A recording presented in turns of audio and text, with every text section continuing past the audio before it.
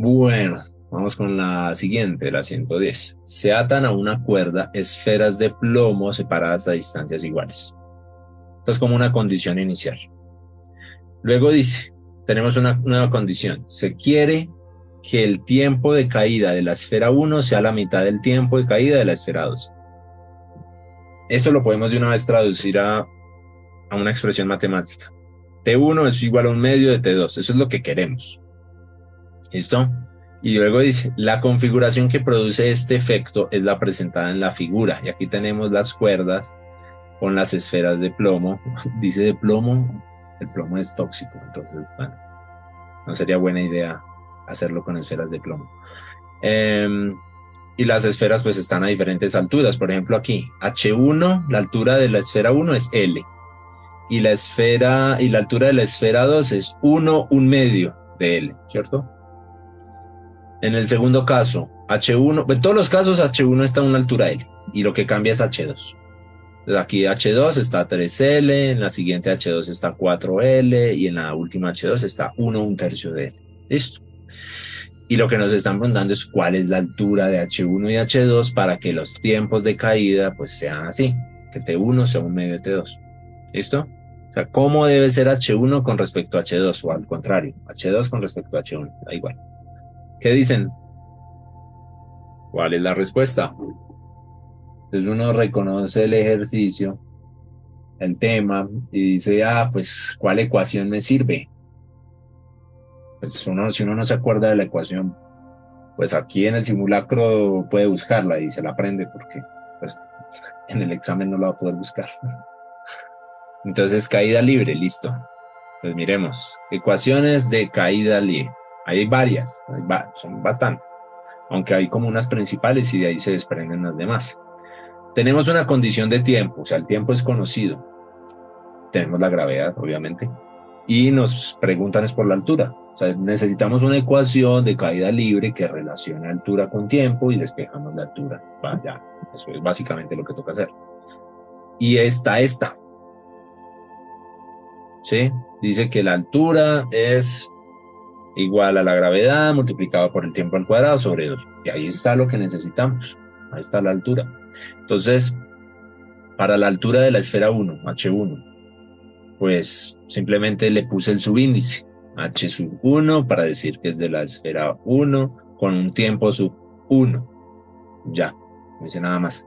Ahora vamos con la esfera 2. Pues hice exactamente lo mismo. Coloqué subíndice, H sub 2 y tiempo sub 2. Pero había una relación entre T sub 1 y T sub 2, ¿cierto? Uno dependía del otro. Podemos despejar cualquiera.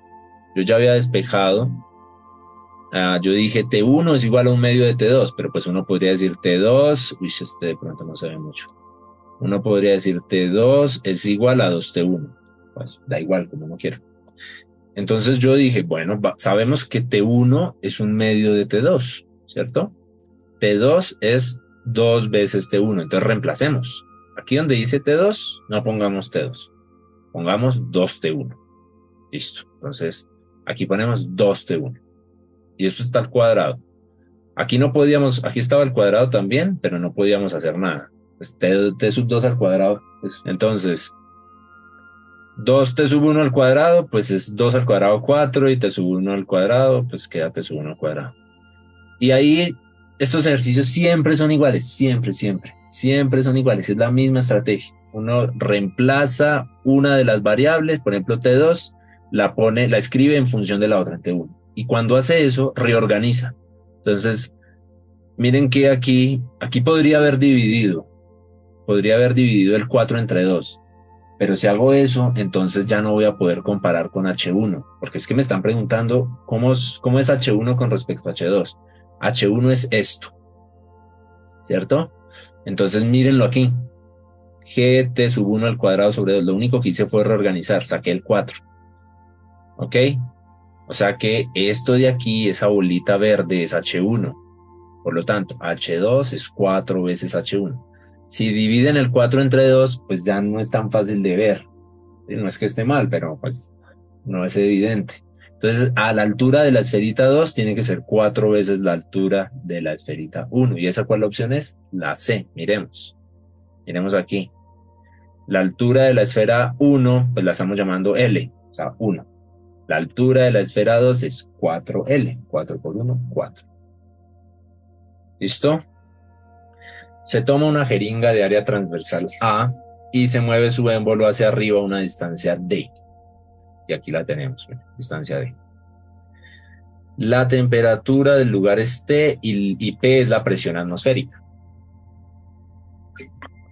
Daniel pregunta que si la anterior era la B. Miremos. Era la C. La C, ¿ok? Luego se sella la punta de la jeringa. Bueno, aquí tenemos el émbolo, está sellado, etc. Entonces viene y dice, considere el aire en el interior de la jeringa como un gas ideal y desprecie cualquier fricción. Entonces el gas ideal es un modelo. Simplemente es una manera de pensar los gases para poder manipularlos más fácil matemáticamente. Pero no es así, es idealmente. O sea, es como un modelo incompleto. A veces da unos resultados aproximados, pero no va a dar exacto en la mayoría de las ocasiones. Aquí dice, es un gas teórico compuesto de un conjunto de partículas puntuales con desplazamiento aleatorio que no interactúan entre sí, por ejemplo. Eso de que no interactúan entre sí es ideal. Las propiedades termodinámicas, o sea, dinámicas se refiere, cuando uno dice dinámico es que cambia. ¿Cambia qué? La energía. Cuando aquí este termo tiene que ver con temperatura y si estamos hablando de temperatura es energía. Entonces, las propiedades del cambio de energía de un gas ideal pueden ser descritas por dos ecuaciones, siendo una de ellas la ecuación de estado, que esa segura la han visto, la ecuación de estado del gas ideal, que se conoce como la ley de los gases ideales, que es esta. PV igual a NRT, donde tenemos presión, volumen, cantidad de sustancia, constante de los gases y temperatura absoluta. Todo en unidades del sistema internacional. Pascales, metros cúbicos, mol, Kelvin, y las unidades de esta constante, pues es una mezcla de todo eso. Listo. Eso, la de pavo, ratón, y tiene un montón de maneras de aprendérselo. Y la pregunta, por fin, luego de toda la historia, es si a partir de la posición indicada en la figura del émbolo se desplaza hacia arriba a una distancia X y se suelta. Entonces, estaba tapado, ¿cierto? Y jalamos una distancia X y el émbolo queda acá arriba donde está en rojo. Y se suelta. Entonces, jalamos y soltamos. Sucederá que el émbolo A se quedará en la nueva posición porque la nueva presión del gas es mayor que P. B se quedará en la nueva posición porque la presión del gas sigue siendo P. C retornará a la posición inicial porque la presión del gas sigue siendo P. D retornará a la posición inicial porque la nueva presión del gas es menor que P. ¿Qué dicen? Entonces, cuando sellamos la punta de la jeringa, o sea, primero habíamos jalado y la dejábamos en una distancia D, ¿cierto? A esta distancia. Y apenas quedó ahí, ¡pum!, la tapamos. Entonces, internamente quedó con presión P, que era la misma presión pues del ambiente, la presión atmosférica. Esa es la situación original. Entonces, en la situación original tenemos estas partículas de gas ideal, ¿cierto? Y esas partículas pues ejercen una presión así hacia los lados, hacia las paredes. Esa presión, pues una presión es una fuerza sobre un área. El área es las paredes de la jeringa. Entonces, estas son la fuerza que ejercen esas partículas sobre las paredes de la jeringa. Y en ese momento hay un equilibrio de fuerzas con el peso del émbolo, ¿cierto? O sea, jalamos D, tapamos y eso se quedó quietico ahí. O sea, las partículas están haciendo fuerza hacia afuera, pero el émbolo también hace una fuerza hacia adentro y eso está en equilibrio.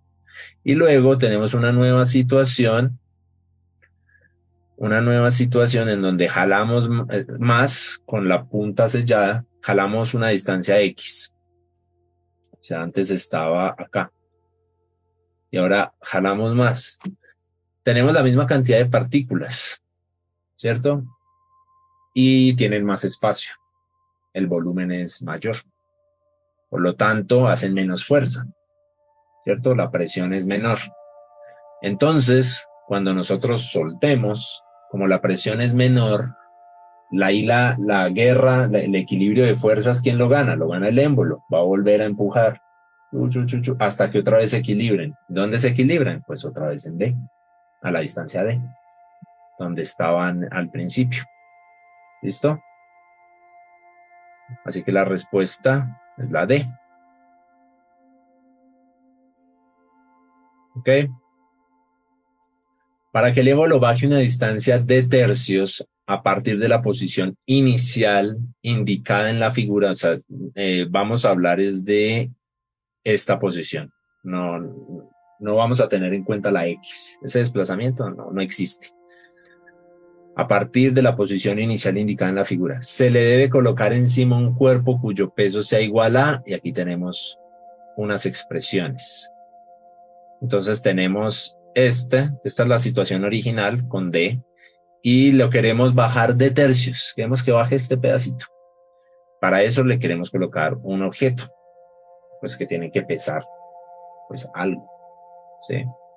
Y nos preguntan que cuál es ese peso del objeto. Entonces, bueno, aquí tenemos las 4 opciones, C y D se pueden simplificar, aunque aquí en esta respuesta a mí me sobra la A. No sé si a ustedes también les pasó, pero en la respuesta que me da me sobra la A, el área. Y ahorita les muestro. ¿Cuál es la respuesta? Una pista, estamos usando la ley de Boyle. Cuando uno empieza a ver la ecuación de estado, que fue la que vimos, o la ley de los gases ideales, uno puede hacer puede asumir unas cosas, que si la temperatura es constante, que si la presión es constante, que si la temperatura, que si el volumen es constante, y cuando uno hace esas suposiciones, salen otras leyes. Una de esas es la ley de Boyle, cuando tiene temperatura constante. Entonces, como les dije, la ley de Boyle, a mí me la enseñaron como ley de Boyle, pero creo que el nombre preciso con el que la encontré es ley de Boyle-Mariotte. Es mejor dar el nombre completo, porque muchas veces por este tipo de cosas es que se dejan en muchas ocasiones a mujeres por fuera de este tipo de descubrimientos, porque es la ley de 2 o 3 personas y dicen el primero que es un hombre y los otros que eran mujeres los dejan por fuera y entonces pues se empiezan a olvidar. Esta ley se aplica cuando la temperatura es constante, o sea que vamos a variar la presión y el volumen, y eso es lo que está pasando aquí, ¿cierto? Porque el volumen cambia. Miren que teníamos un volumen pues grande. El volumen, ¿cuál es el volumen? Esto es un cilindro, ¿no? Aquí adentro es un cilindro. ¿Cómo es el volumen de un cilindro? Pues el área por la altura. ¿El área cuál es? A. La altura, D. Y luego el volumen se reduce, ¿sí? Porque pasa de D a D tercios la altura. Listo. Y la presión también cambia, porque al reducirse el volumen, el gas hace más fuerza, ¿cierto? Más presión. Entonces, vamos acá. Dice, presión 1 por volumen 1, o sea, presión y volumen de la situación inicial es igual a presión por volumen de la situación siguiente, o el cambio, la nueva situación. ¿Cuál es la situación original? Pues P sub 1 era P, presión atmosférica. B sub 1 era D por A, que este es el volumen del cilindro. Volumen, cilindro. Es el volumen de un cilindro, pues el cilindro es así, chun, chun, ahí me quedó torcido. Pero esto es A, y esto es la altura, y en este caso la altura la estamos llamando D. La nueva situación, tenemos un volumen 2, pues ese volumen 2, ese volumen 2 tiene una altura diferente, D menos D tercios, y lo multiplicamos por la misma área. Eso nos da 2A de tercios. ¿Listo? Y la presión 2 es la que necesitamos saber. ¿Por qué es la que necesitamos saber? Porque es que la presión 2 va a ser... creo que aquí ya está porque... Creo que acabo de descubrir por qué me faltaba la A. Ok, entonces, la presión 2 es... No, aquí dice que es igual al peso, pero no, eso no es cierto. Porque es que presión es igual a fuerza sobre área. Y el peso es una fuerza. No podemos igualar presión con fuerza, porque es que son cosas diferentes. Ok, vamos a ver, que creo que aquí es donde me faltaba la A. Entonces, Vamos a despejar P sub 2. Miren, P sub 2 es igual a P sub 1 por B sub 1 sobre B sub 2. Listo. P sub 2 es... ¿Quién es P sub 1? P. ¿Quién es B sub 1? Dijimos que D por A. ¿Dónde está? D por A. ¿Quién es B sub 2? Aquí está. 2AD tercios. 2AD tercios.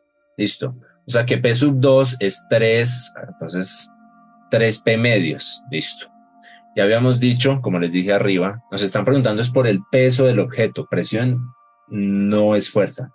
Implica una fuerza, pero no es fuerza. Entonces, P sub 2 va a ser igual a 3P medios y esto es igual a una fuerza sobre un área, ¿sí? Entonces, 3P sub 2. ¿Esta fuerza quién es? ¿Esta fuerza quién es? Este es el peso del objeto. Claro. ¿Qué es lo que nos están preguntando? Ya, ahí era donde me faltaba el área. Efectivamente, el peso va a ser igual a 3AP sobre 2. Listo. ¿Y esa qué opción es?